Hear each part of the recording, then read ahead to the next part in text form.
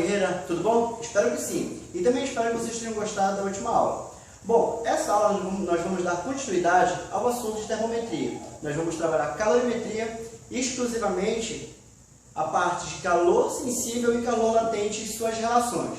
Vamos resolver 3 exercícios para dar uma assimilada bem melhor, tudo bem? Então preste bastante atenção na aula, nós não vamos aparecer novamente, vamos ampliar a imagem do slide e somente você estará escutando a minha voz. Qualquer problema, pausa, dá uma volta e presta bastante atenção nas dicas, ok? Olha lá, pessoal, nessa parte de calorimetria, a gente vai diferenciar 2 pontos importantes. O que é calor sensível, para depois nós observarmos o que é calor latente. Calor sensível, gente, de antemão te adianto que ele é responsável pela mudança de temperatura. Então imagina um recipiente contendo 1 litro de água a uma temperatura inicial de 25 graus Celsius, aonde você vai pegar esse recipiente e vai colocar para aquecer durante um determinado tempo. Depois que passa esse determinado tempo, você percebe que a água que estava ali dentro aumentou a temperatura até 30 graus Celsius, ou seja, houve uma variação de temperatura de 25 até 30 graus Celsius. Significa que a variação de temperatura foi de 5 graus Celsius. O que isso quer dizer? Isso significa que aquela substância que está em estado líquido, no caso a água, recebeu uma certa quantidade de calor. E o calor responsável por mudar a temperatura dessa substância é o calor sensível. Tudo bem? No sistema internacional, quantidade de calor é dada em joules, mas você vai trabalhar muito com calorias. A massa do corpo em questão, no nosso exemplo, é a água. A água, como no exemplo que foi dado, ela continha 1 litro de água. O que significa que, por convenção, a massa do corpo no sistema internacional é em quilograma. Por convenção, dizemos que 1 litro de água é como se fosse 1 quilograma, ou 1000 gramas. Ok? Você tem um Czinho, que é o calor específico da substância que constitui o corpo. Então, esse calor específico é uma característica da substância, no nosso exemplo, uma característica da água, de absorver ou liberar calor. Tá ok? O que é importante frisar e tu lembrar é que o estado físico modifica o calor específico. A água, por exemplo, no estado líquido, tem um calor específico de 1 calorias por grama grau Celsius. E a água em estado sólido tem 0,5 cal por grama grau Celsius. Ou seja, o estado físico da substância altera o seu calor específico. E o nosso ΔT é o seguinte, é a variação de temperatura. Muitos alunos estão acostumados a ver essa variação de temperatura como ΔT, até para facilitar para aprender a fórmula, que no caso, substituindo esse θ por um T, ficaria que macete. Mas vamos trabalhar com θ para a gente diferenciar temperatura de tempo, tá ok? Então a principal diferença entre o calor sensível e o calor latente é essa característica. Para o calor sensível, você tem a mudança de temperatura. E o calor latente, ele é responsável pela mudança do estado físico, ok? Aonde Qzão é quantidade de calor usado no processo da mudança de fase.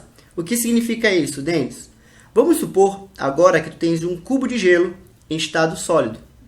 Vamos supor que a substância é água, ok? Você já sabe que o calor específico é diferente. Mas frisa somente no cubo de gelo.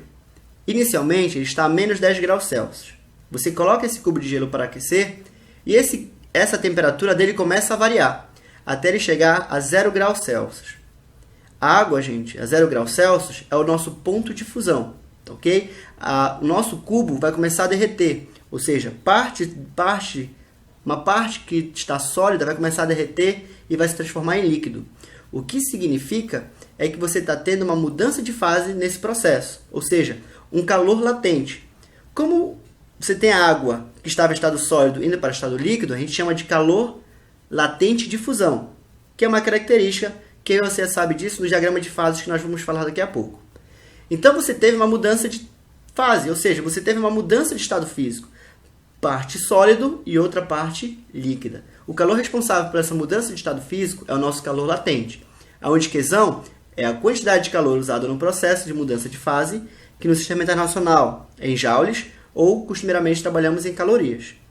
Você tem a massa do corpo da substância que muda de fase, que é dada no sistema internacional em quilograma ou em gramas. Aqui eu quero fazer uma observação. No início do exemplo, eu falei que eu tinha um cubo que tinha uma quantidade de massa de 1 kg. Ou seja, esse 1 kg foi aquecido, que estava a menos 10 graus, foi aquecido até 0 graus Celsius. Nesse ponto, você tem um calor latente de fusão, onde parte desse cubo vai começar a derreter.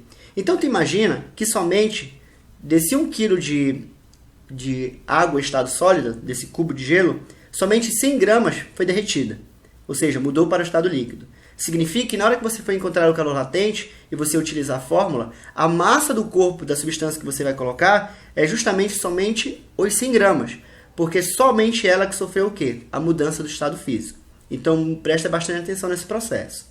Aonde o calor latente, muita gente, para aprender a fórmula, trabalha Q igual a M vezes L, ou quem matou o lampião. Tudo bem? Repito, Q, quantidade de calor usada, a massa, a quantidade de massa que sofreu a mudança de estado físico, e L, que é o nosso calor latente D. No caso do exemplo, foi de fusão, mas pode ser de solidificação, liquefação, evaporação. Tudo bem? Então, bora trabalhar aqui o nosso diagrama de fases. Tudo bem? Só para lembrar, um corpo em estado sólido, quando ele aumenta a temperatura e ele vai para líquido, você tem o teu ponto de fusão. Ok? O líquido para gasoso, você tem a vaporização. Aonde, gente? Esse processo pode ser um processo inverso, ou seja, um processo de perda de calor. Aonde o gasoso para líquido, nós chamamos de liquefação ou condensação, tudo bem? Você tem um líquido para o sólido, que a gente chama de solidificação. Então, você tem 4 pontos importantes. Você tem no diagrama de fases um processo que a gente chama de sublimação. É quando saiu do sólido diretamente para o gasoso.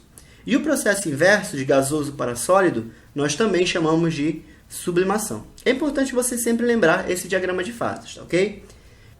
Então, olha lá, gente. Você tem aí, a gente vai ver um gráfico, a gente vai trabalhar calor latente e calor sensível, para a gente verificar como é que a gente observa isso no gráfico. Então, imagina a água, inicialmente, a menos 10 graus Celsius, tá ok? Onde a gente vai aquecer essa água que agora está em estado sólido, de menos 10 até 0 graus Celsius, como está indicando aí no nosso gráfico.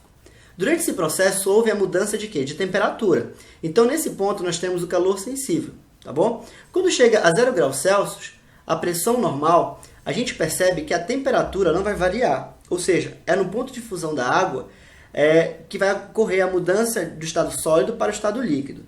Mas por que acontece isso, Denis? Porque a água é uma substância pura. E substância pura, a condições normais de pressão, ela tem um ponto de fusão onde, enquanto ela está mudando o seu estado físico, a temperatura não vai variar, somente a quantidade de calor, ok? Isso é uma característica para substâncias puras, tá bom?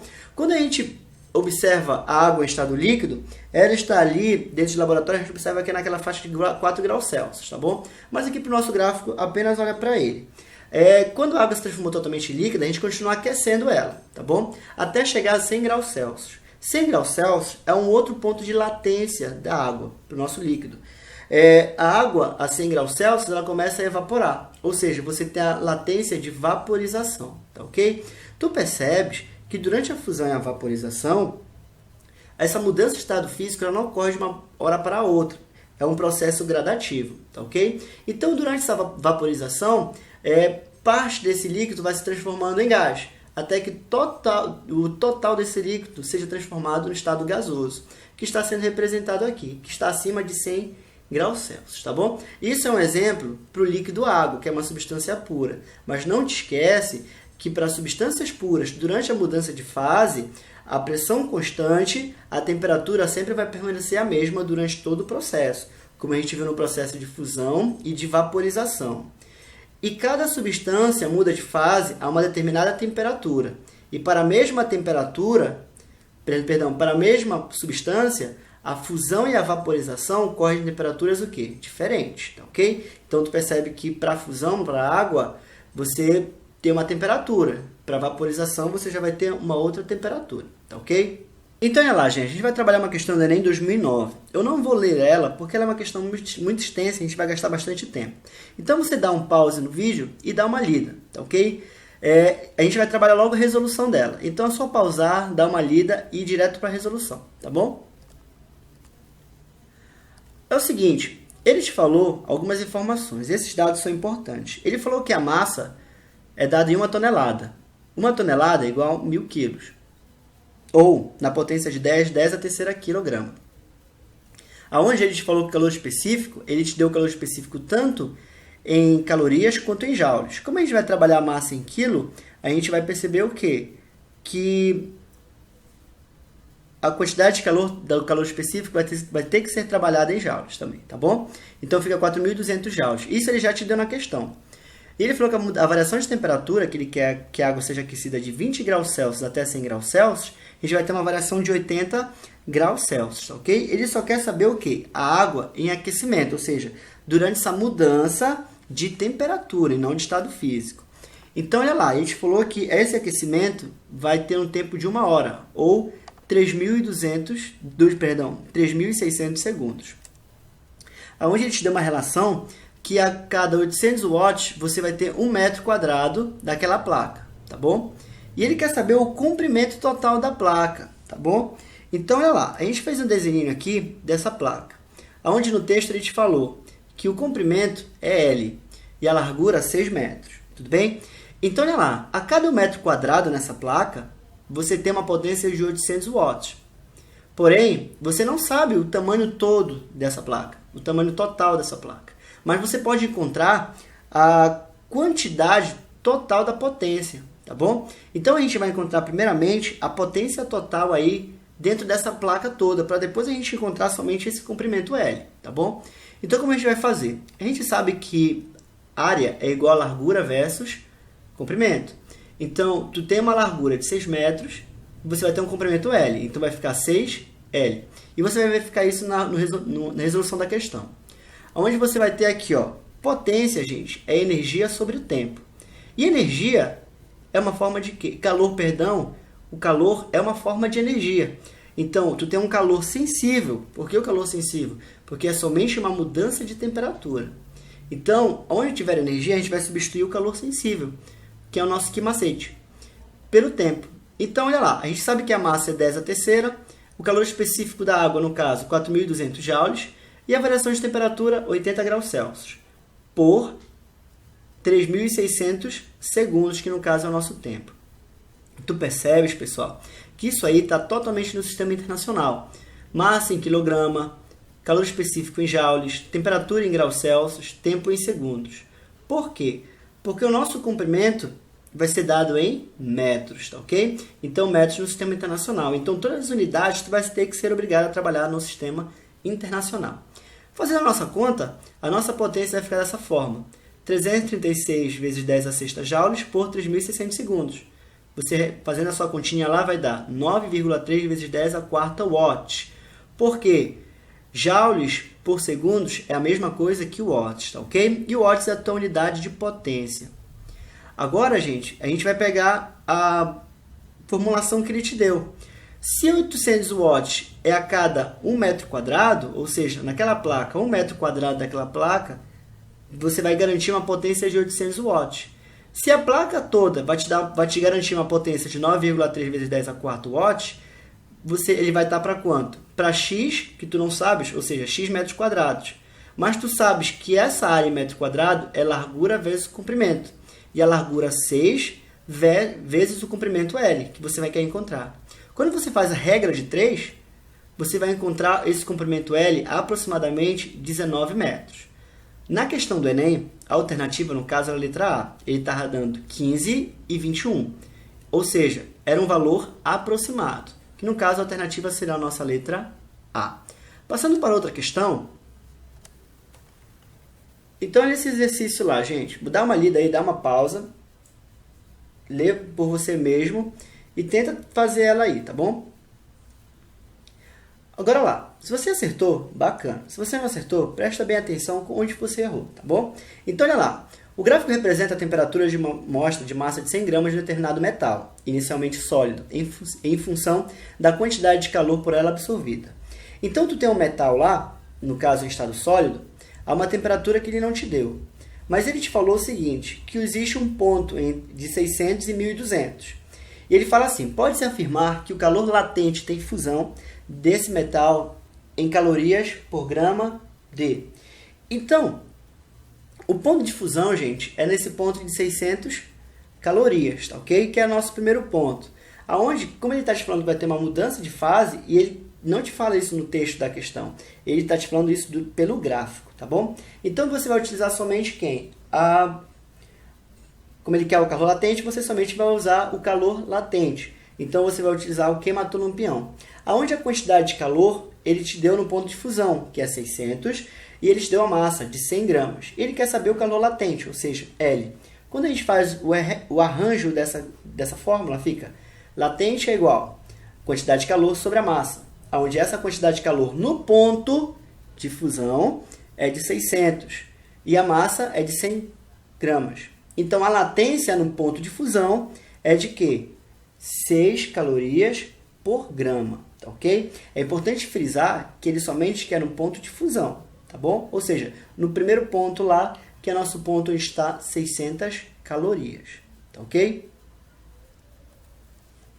Olha lá, gente, nessa questão, você tem aí a tua quantidade de calor necessária para transformar 50 gramas de gelo a menos 20 graus Celsius e de água a 30 graus Celsius. Então, ele quer saber como você vai qual é a quantidade de calor total, desde a parte sólida até a parte líquida. Então, ele vai te dar 2 calores específicos para a mesma substância. A água em estado líquido e a água em estado sólido. Para água em estado sólido, o gelo vale 0,50. E a água em estado líquido vale 1. Então, tu percebes, daquilo que a gente falou lá no início, está valendo agora. Para a mesma substância, o calor específico vai variar conforme o quê? O estado físico dessa substância. E ele falou que o calor latente de fusão do gelo é 80 calorias por grama. Ele falou assim, faça seguir o gráfico da temperatura θ em função da quantidade de calor Q, representando todas as etapas desse processo. Ou seja, essa curva de aquecimento. Então, bora lá. Está aqui, ó. Inicialmente, a gente faz ponto a ponto de temperatura e forma, tá ok? Você tem lá esses pontos. Então, de menos 20 a 0 graus Celsius, você vai ter uma quantidade de calor. Como essa quantidade de calor de sólido está aquecendo até 0 graus Celsius, como a gente viu anteriormente, durante esse processo só tem a mudança de quê? De temperatura. Não tem mudança de estado físico.